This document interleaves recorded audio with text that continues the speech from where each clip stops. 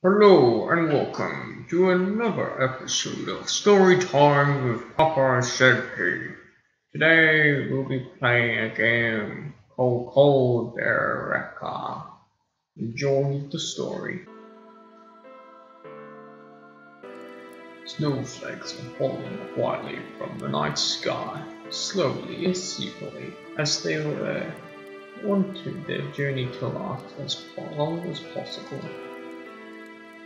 They submit to the gentle breeze without protest, swirling fancy breaths in midair, rising up and falling again.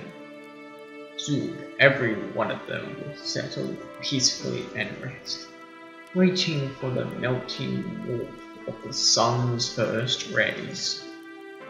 I look at the view and feel a familiar sense of sadness. The scene seems so close, just on the other side of the window, but still as distant as if it belongs to another world. She's late. Usually I'll be impatient, but this time I'm starting to worry. She has a long way to cross. Snow has covered the whole forest, so finding the path is almost impossible. And she, such a delicate girl. If she really wants to reach me, she'll have to do better than usual. My concerns are unnecessary, though I know well that despite any adversity, she'll make it here soon. Then at last we'll be able to talk without interruptions. I look at the clock, suddenly reminding me of its presence with the rhythmic ticking of its mechanisms. Tick, tock, tick, tock. It's time. I'm getting nervous, and I don't even know why. It's going to be just another conversation. After all, I know her pretty well. I know almost everything about her, yet something is bothering me. I hear footsteps. She's already here. What will be her reaction? So much time has passed since our last meeting. How would she react after seeing her long-lost friend?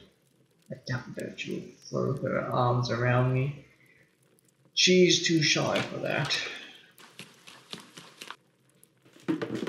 You're vastly mistaken. She throws herself on me with great force before I have a chance to react. She didn't even give me an opportunity to speak. We have fallen down.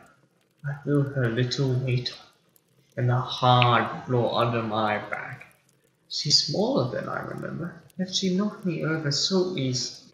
Katie, she's silent, hugging me tightly, all the hidden strength she has. I was wrong.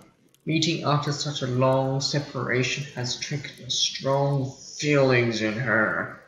To be honest, I don't know what to do. Her grip isn't weakening. I hear her breathing fast and irregular. She must be exhausted after the long journey. Hey, I know that you are happy about meeting us. Katie raises her head suddenly, as if my words have woken up. She looks at me with outrage. It's been now that she realized what happened. How could you do that? I don't have to guess what's on her mind. Joy, anger, in equal measure.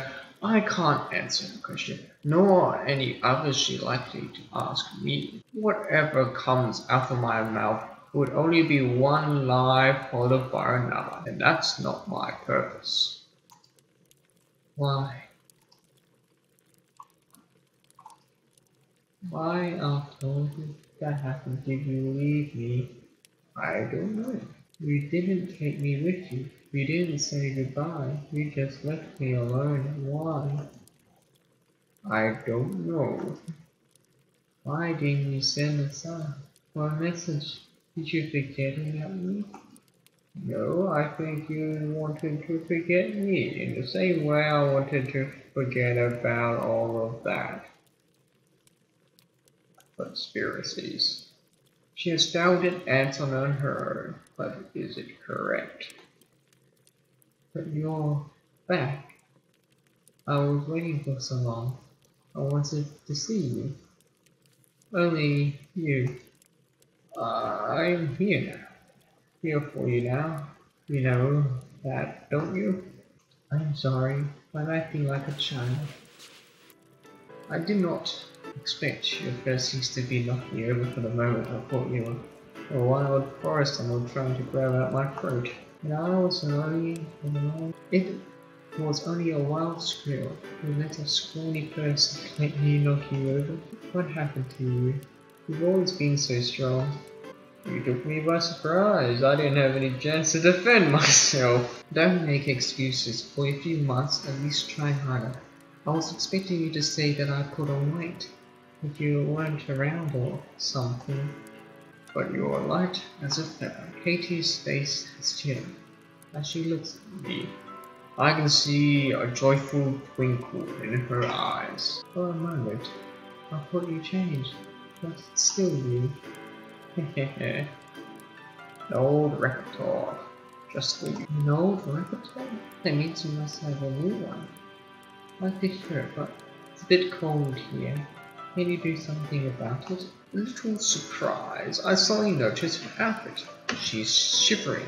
One hand clamps tightly after something small in her palm. No wonder you're cold. You're only wearing pajamas. It's foolish to go out like that during the winter. Are you out of your mind? I wanted to see you as soon as possible. I didn't have time to change my clothes. She's trying to justify herself. Wait a moment. I lit a fire a moment ago. It should get warmer soon. If you want, I'll find something you can cover with. Anyway, it's not the first time I've done this. What? This isn't the first time you're out in the forest in your pajamas? Yes, a year ago. And I found out that you were weak. I ran outside like I did this evening, in just my nightdress. I wanted to reach the station before you. I didn't manage to though. I didn't know about this. You couldn't. No. Who would tell you that? We haven't talked to each other since the last time. As soon as I read your letter, I jumped out of bed and ran out of the house. When I reached the station, the train was already gone. I sat on the bench and I cried for a long time, until the snow started to fall like it is snow now. Katie looks through the window at snowflakes swaying on the background of the night sky. I didn't want to go back without you. I pulled up my legs and decided to stay long enough for you to come back to me. It was really cold back then, much colder than tonight. What happened next? Someone found you, right? You couldn't have stayed there all alone for long. Yes, I was found by an old man who was sweeping the platform. I didn't want to listen to him. I didn't want to go home. I couldn't give him my parents' phone number. So he called the police and they took me to my uncle. He was very angry. He was most likely worried about you running out of the house so suddenly. No, he probably hadn't even noticed that, or he just ignored it. He was angry because I had caused him trouble. The policeman asked him some questions about his life, about the things he hates to talk about. I don't know, maybe he just didn't want to tell me those things.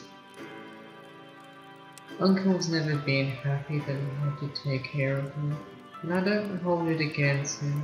I understand. Even I entered his life uninvited. You're his family. Taking care of you was his duty. You were closer to me than any real family I had, but in the end he left me alone too. Why should I blame my uncle who hadn't known earlier or anything? I can't justify what I did back then, but good. because it's something that can't be justified.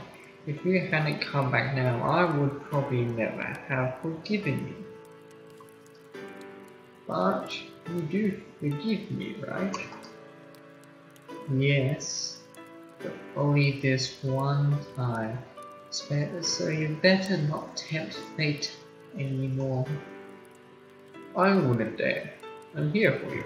Kitty smiles. Trust is starting to show once again. How have you been doing over the past year? After my parents died, I couldn't find a place for myself. And when you left me, I felt very lonely. I was living with my uncle. It was almost like being totally alone. I couldn't forget about what happened. So you decided not to think about it anymore? Yes, but it only was the beginning of loneliness. It was as if I had been alone my whole life. And what now? You don't want to go back to your past? No, I don't want to.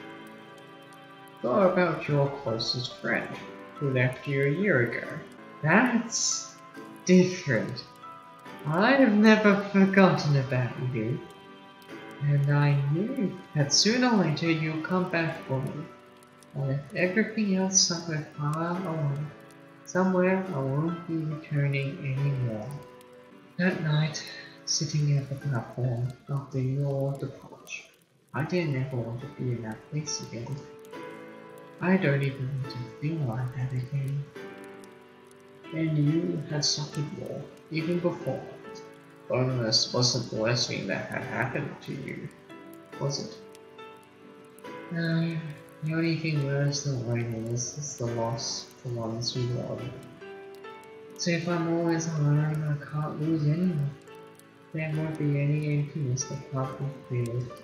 She is so lost already, more than I expected. If she sticks to her resolution, I don't know if I'll be able to help her. If you could erase the parts of your past from your memory, then why didn't you decide to forget about those bad memories and replace them with new, better ones?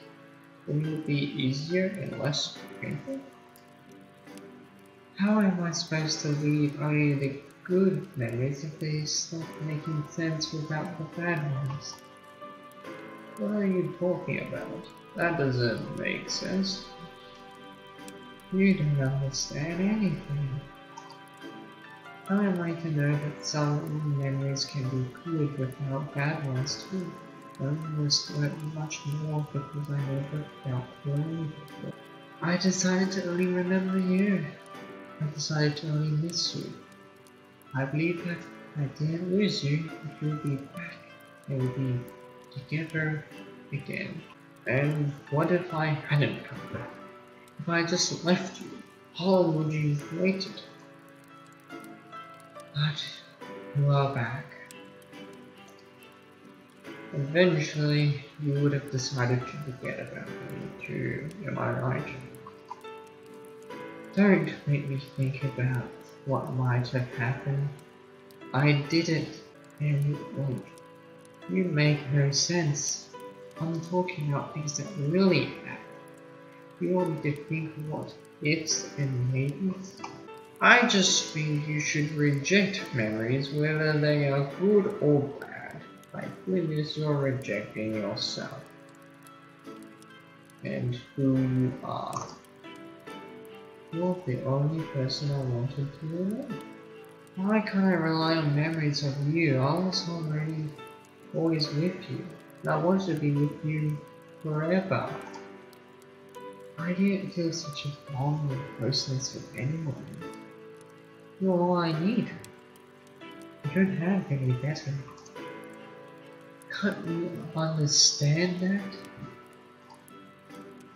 You don't have any because you don't want to remember. I won't force you. It's your decision. I just want to understand you, but I guess I can't do that. Kitty frowns, knitting her brows. Her only friend is the last person wants to hear that from. You could at least pretend that you understand me. I know it might sound stupid, but I survived the past year thanks to that decision. I threw off a lot of sadness when we left. Is that so bad? Let's sleep for a while. I want you to tell me what happened this year. Every detail. You can do that for me. She looks at me a little astonished, and she's unsure how to answer. Continuing the last topic will be pointless. Maybe I'll find something more to help her this way. I was living with my uncle. I was going to school. Everything seemed normal to me, but I don't know what I should tell you. It would only bore you. Maybe you could tell me something about your new school, or you probably made a lot of new friends there. I met a few people, but I was ill at 10, so I didn't have much of a chance to get to know anyone. It's hard to believe that you were ill that frequently. Are you really telling me that? Are you really telling me the truth? Okay. I just avoided new acquaintances as much as possible. I only cared about you. I don't want anyone to take your place, okay? I don't expect you to understand. You're telling me I was the reason you were suffering from loneliness? You couldn't even be friends with others or get close to them? But, thanks to you, I was living in hope. And it was making me happy. Being lonely doesn't always mean that you're miserable. To be honest, I got used to it after a while. It made me even comfortable. I didn't want to change. I found my place, got down to the hospital, sometimes it was hard to communicate with my uncle, but he was part of my life too. So, when I accepted his man, even though we were living under the same roof, we were distant to each other. My presence of 10 annoyed him, but I understood that he needed me more than I needed him. So you felt meaning in your life because you believed you were necessary to someone? Did your uncle show gratitude for your commitment? No, he didn't have to show me anything because I wanted to help him. It wasn't a commitment with gratitude, that's why it seemed normal to me that he wouldn't get angry when I tried to do something for him. Maybe you're carrying out like pity to him.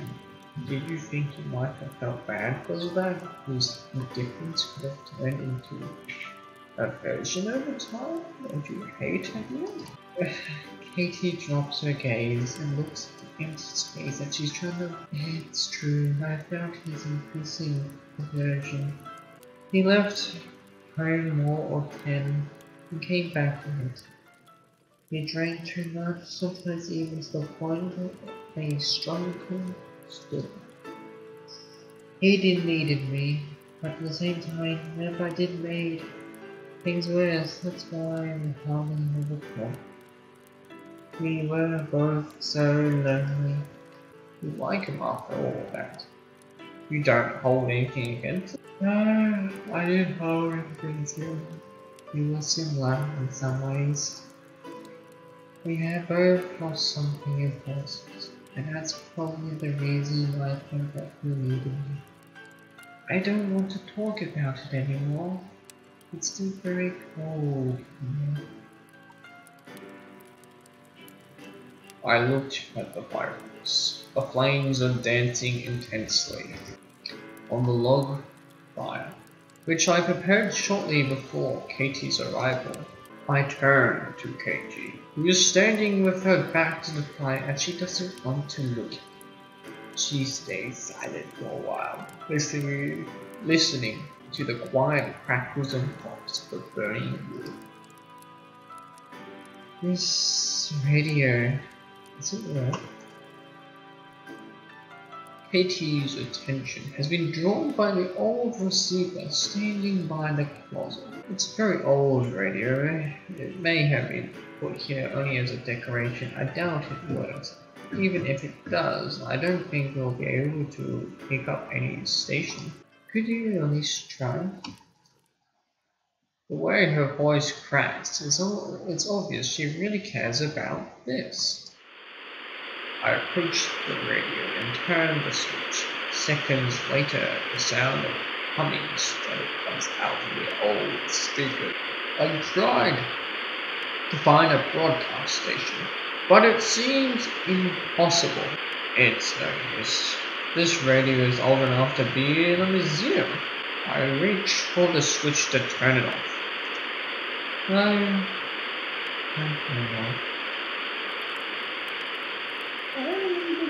her question, please.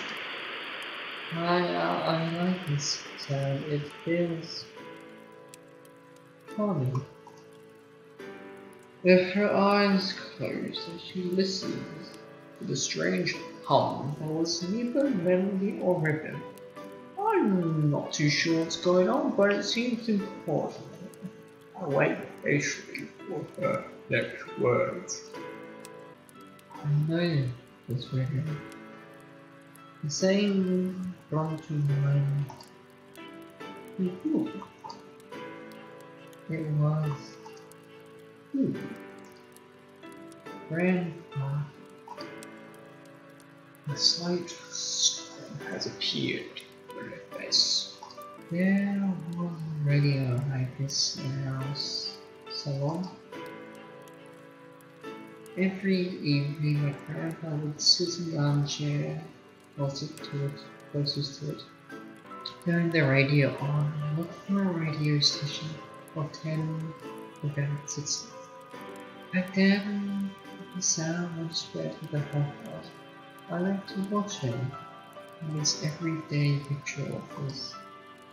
I was 7 years old when he died. I was still so young. I didn't know what happened to his radio, but I've missed this sound. I forgot how much I should have. Is it really the sound that I miss? For a moment, Katie's voice is faltering. I miss my grandpa. Does the sound make you sad? No, I feel warm. Warmth is spreading over my heart.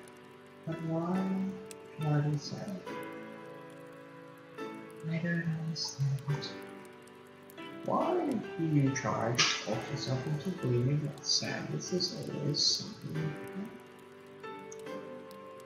It allows you to understand those people who have passed away are good. As long as you remember them. As long as you have good memories, they are close to you. There's no emptiness left after them. Memories filled in. You think I'm stupid. Did I say that? I just want you to understand. Oh, strange. You have changed. After all, not sure how. What do you mean? I don't think I'm that different. You've been trying to influence me from the moment I came here. You want me to understand something, but I don't see why you can't say it. All I know is that the longer you talk, the more different from our last meeting you here.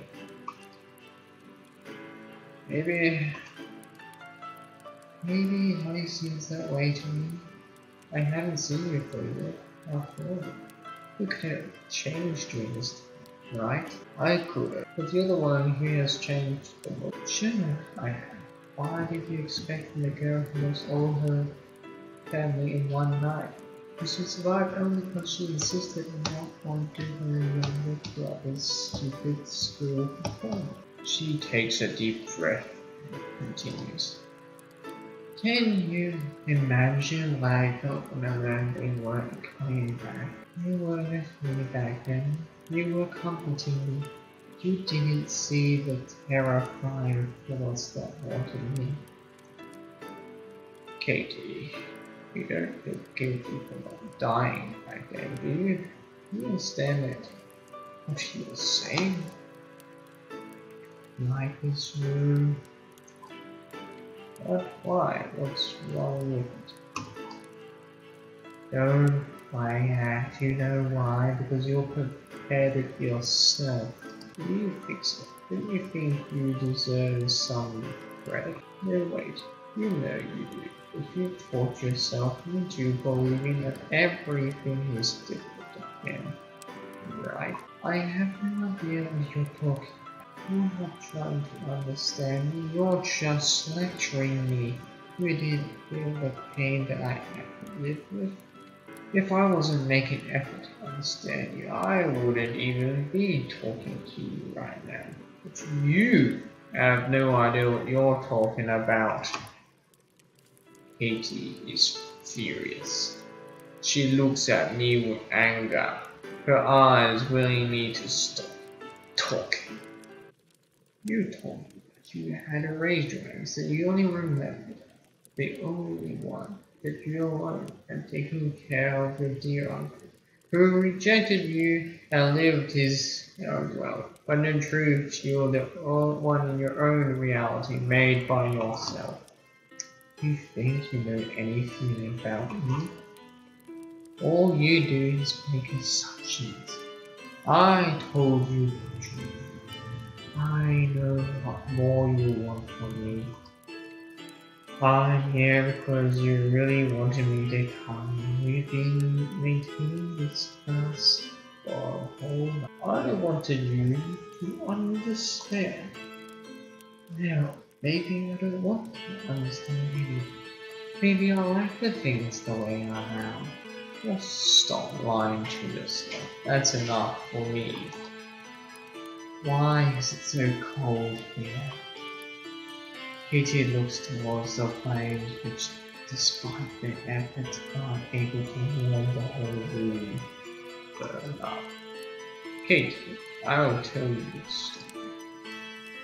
I'm not a child. It doesn't matter. Stories aren't just for kids.